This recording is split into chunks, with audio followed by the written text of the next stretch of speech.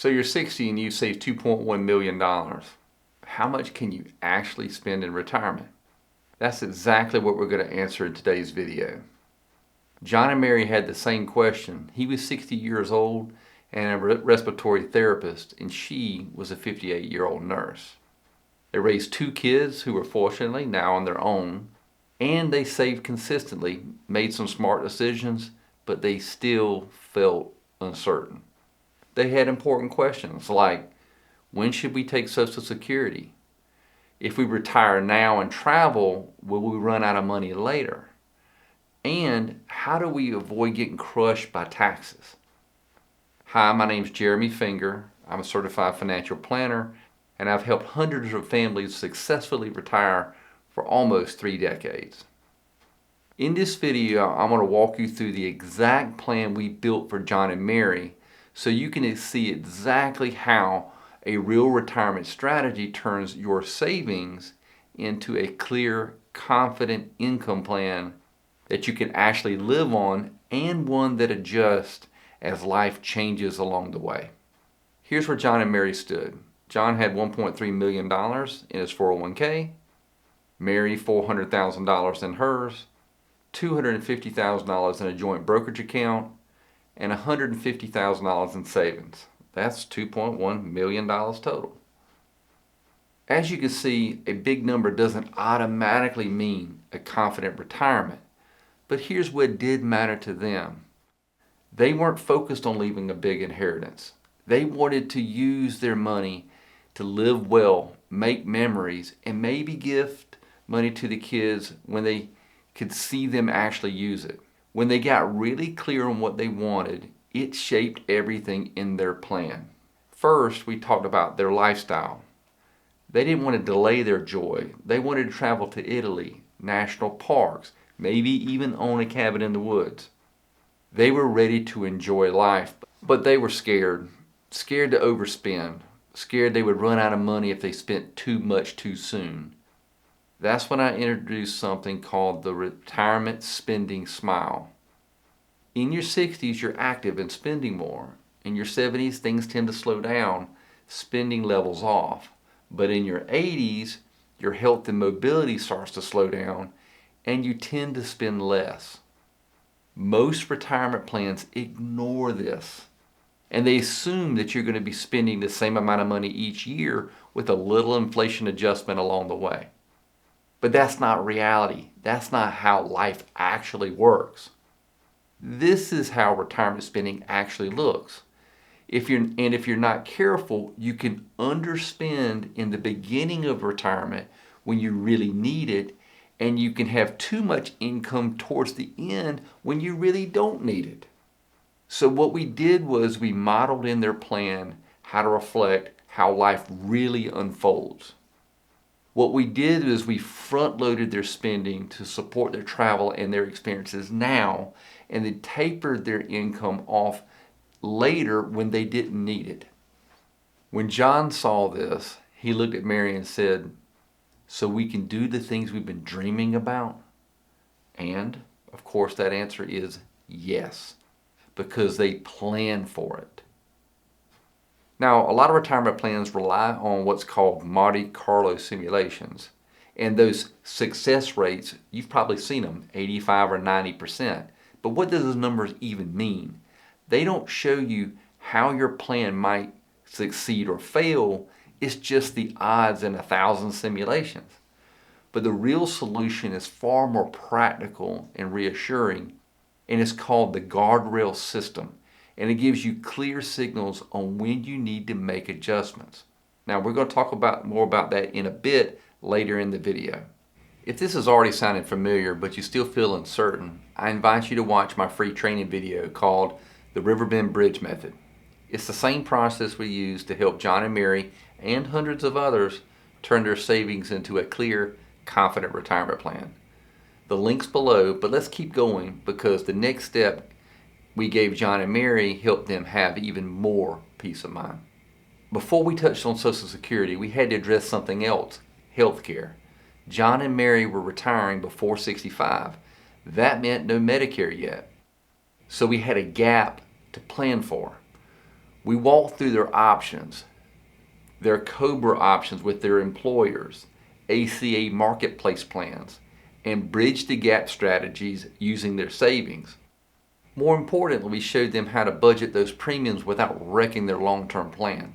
And once that gap was solved, they could actually start to picture life without work. Next, we looked at Social Security. John and Mary's initial plan was for both of them to file at age 65. It sounded like the normal thing to do. But when we ran the numbers, we saw a better way. The path that gave them the highest potential lifetime benefit was for her to file at age 68 and for him to wait all the way to age 70. That one move added over $100,000 of lifetime value. But the benefits didn't stop there. By delaying, John not only boosted his future income, he also reduced the number of Roth conversions we needed to do and lowered their future required minimum distributions. And that's a real big deal that a lot of people don't know about. We'll dive deeper into that in the tax strategy session coming up later in the video. But just know this, Social Security isn't just about maximizing income. It's also about creating a more flexible and tax-efficient plan across your entire life. Next, we talked about something most people overlook. How do you actually keep your plan on track over time? When markets go up or down, how does it or should it affect your income? No, we just didn't create a one-time plan and call it done. We built a system to monitor and adjust along the way. And what that includes is semi-annual reviews to check progress and make updates, rebalancing the portfolio when needed to stay aligned with their goals, and more importantly, a guardrail system to help them know when they need to make spending adjustments to stay on course. And the result was they weren't constantly second guessing or reacting to headlines. And they were able to start with considerably more income than what the 4% rule would suggest. Having this structure in place helped them feel more secure, even when crazy things are happening in the world around them. So let me show you how the guardrail system actually works, because it gave John and Mary a huge sense of peace. Think of it like a cruise control with bumpers. You're not watching every tick of the market or panicking over every short-term dip. Instead, we set upper and lower guardrails around their income strategy. If the market performs better than expected, we might increase the spending so that they can travel more. But if the market pulls back some, we might make a small temporary adjustment to preserve their long-term capital, not a permanent cut. It's flexible and responsive, and more importantly, it's unemotional. But they didn't just have to wonder, is now the time to cut back? Because the plan already had a built-in system to tell them when and when not to act. Once they saw how the guardrail system worked and how we would continue to monitor everything behind the scenes, they felt very relieved. The pressure wasn't all on them anymore. Now let's talk taxes. Most of John and Mary's money was in pre-tax retirement accounts. But if you're not careful, that can create a tax bomb later in retirement. But instead of rushing into big Roth conversions, we took a more strategic approach. Because John and Mary were delaying Social Security, we used planned withdrawals directly from their pre-tax IRA accounts in the early years. This did two very important things. First, it gave them income they needed without pushing them into higher brackets. Second, it reduced the size of their IRA balances over time, which meant smaller RMDs later and a lower lifetime tax bill. Yes, we still did some Roth conversions, but not as aggressively. By filling up the lower tax brackets now with the income they were spending, we avoided unnecessary conversions and kept more of their money working for them long term. We weren't just looking at this year's taxes. We were designing a plan that was tax efficient over decades, not just today. So, where did we land? John and Mary just didn't get a retirement plan, they got a clear answer. Based on everything, their savings, their Social Security strategy, healthcare costs, taxes, and spending goals, they were able to safely withdraw $13,000 a month. After tax, that's $10,000 a month. That's considerably more than what they would have taken out at $7,000 or $8,000. Knowing this gave them confidence, not just that they could afford to stop working, but they could actually enjoy the lifestyle they dreamed of without the fear of running out of money. Their income was steady and sustainable, and their lifestyle aligned with what they truly wanted.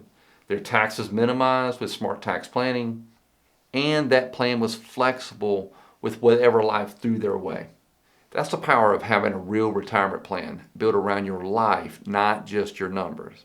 If you're wondering how to turn your savings into a retirement plan you can actually count on, watch my free training video on the Riverbend Bridge method.